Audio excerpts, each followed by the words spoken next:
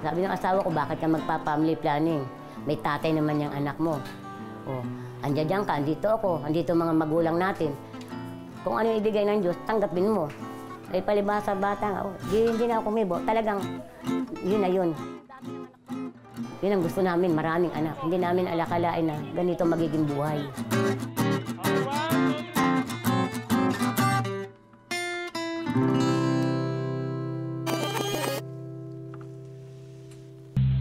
Una naming binisita ang pamilya ni Nanay Elong noong 2011. Kakarampot man ang kinikita nila Nanay Elong at asawang si Mang Boyong sa pagtatrabaho sa fishport sa Navotas noong mga panahong yun, kabaliktaran naman ito ang yaman nila sa dami ng mga anak at apo.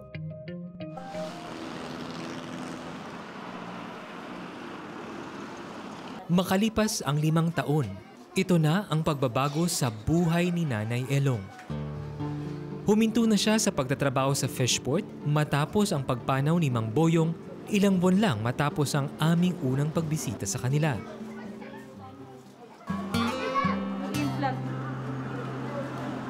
Si Nanay Elong umaasa na lang sa pakunti-kunting kita ng mga anak mula sa fishport. Madalang na raw sila kung makakain ng 3 beses sa isang araw. Pero nalagasan man ng kanilang pamilya, ang halos 20 supling ng mga anak ni Lola Elong ay nadagdagan naman ng sunod-sunod na biyaya. Yan ang mahigit sa 60 apo.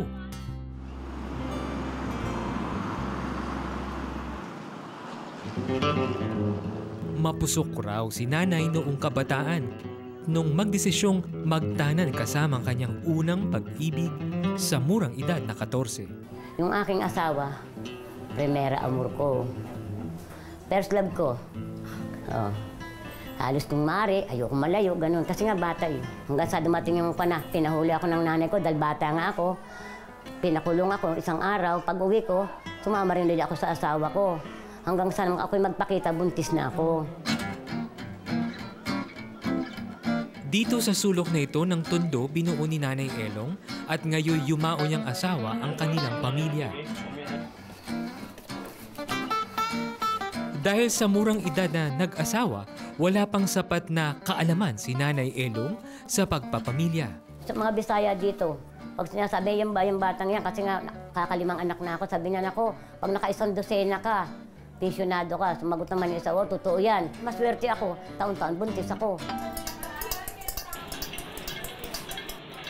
Sa liit ng pamilyang nakagisnan niya noon, mistulang nabaliktad ang kanyang mundo ngayon. Dahil mula noong magtanan, nakalabing-6 na anak na si Nanay Elong, katumbas ng 2 kupunan sa basketball at may bangko pa. Pero kahit 70 anyos na siya ngayon, naaalala pa raw niya ang ugali ng bawat isa. Yung si Ligaya, nung kabataan niya anak, lagi sa sayawan yan. Kahit hindi ko nung kumbidaan doon yan, hinahanap ko. Yung Liberty, yun ang walang kabuhay-buhay. Mapakabait yan anak. Nag-aaral yan pero tanga. Kalaing mag-asawa ng pang-4 siya. Kasal doon sa una. Kaya siya ngayon, 5 anak niya, hindi siya kasal. Querida, si Wilfredo, yan ang aking tagaluto. Kasi hindi siya makapagtatrabaho ng maganda dahil hindi siya gumraduate ng high school. Maliit pa. Sa katunayan, 2 dosena o 24 ang talagang anak ni Nanay Elong. Pero 8 sa mga ito ang namatay. May 5 akong namatay, may kunan ako eh. 3. Nakunan ako yung 5 buwan na hindi ko nakalain yung anak eh. Sumakit ang tiyan ko. Dinala ako sa pabelya noon. Niraspa ako anak. Akala nga nila nirip ako dahil batang-bata ako eh. Kahit lumaki ng lumaki ang kanilang pamilya, hindi niya alintana ang hirap ng buhay. Kaya pagdating ng gabi, andyan kami 9:00, andyan kami lahat. Ang haba ng bangko na yan, puno yan. Nagkakakwentuhan, nagkukwento isa tungkol sa trabaho. Yung walang problema, masaya. Kaya nga lang, pagdating na ng tapos kumain, maraming plato, hugasan, yun ang problema kung sino maghuhugas. Sa dami namin.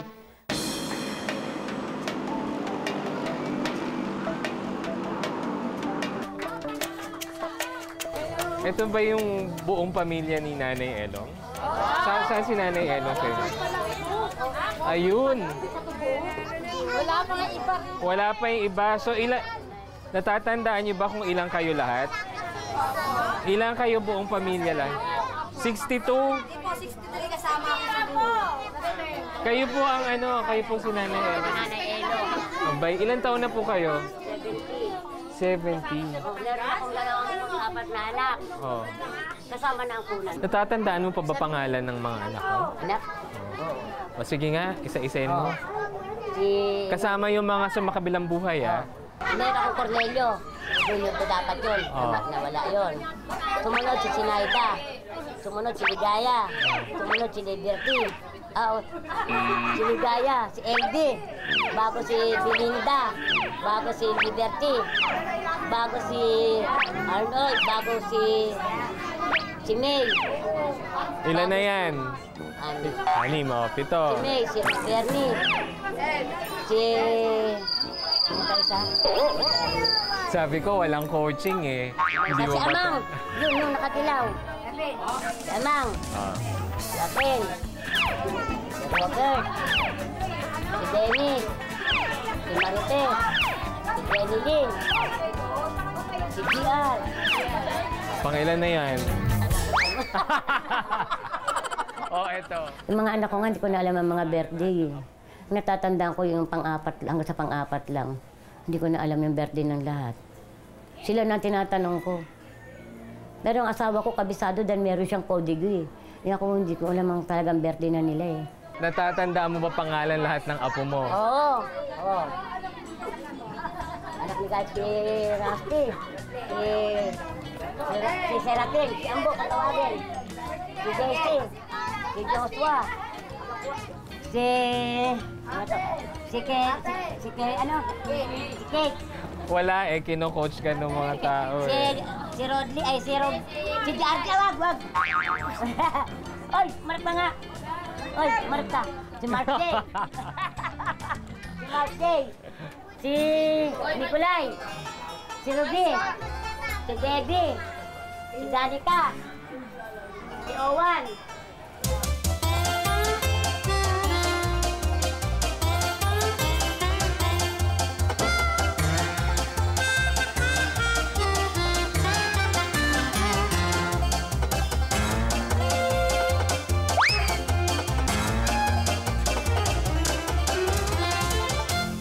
Yan ang aking mga apo.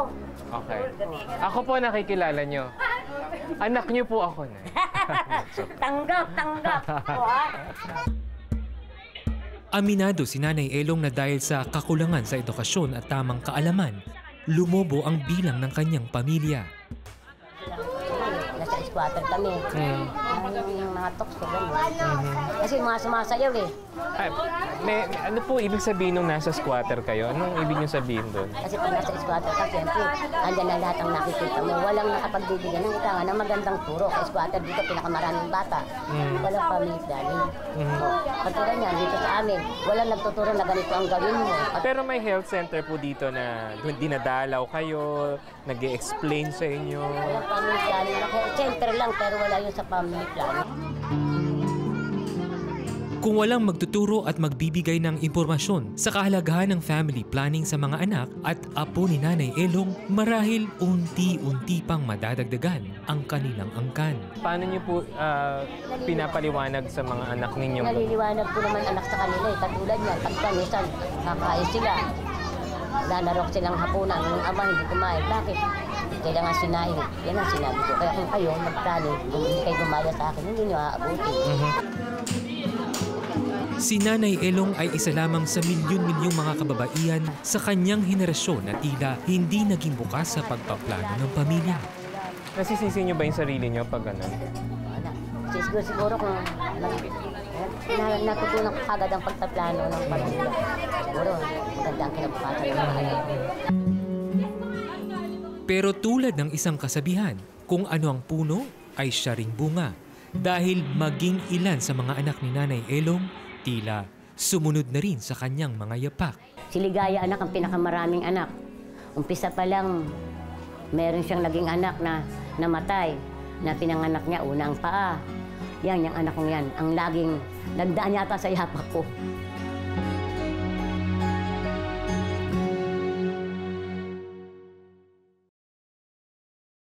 sure to come back. Use 5 everywhere. Copyright 2016.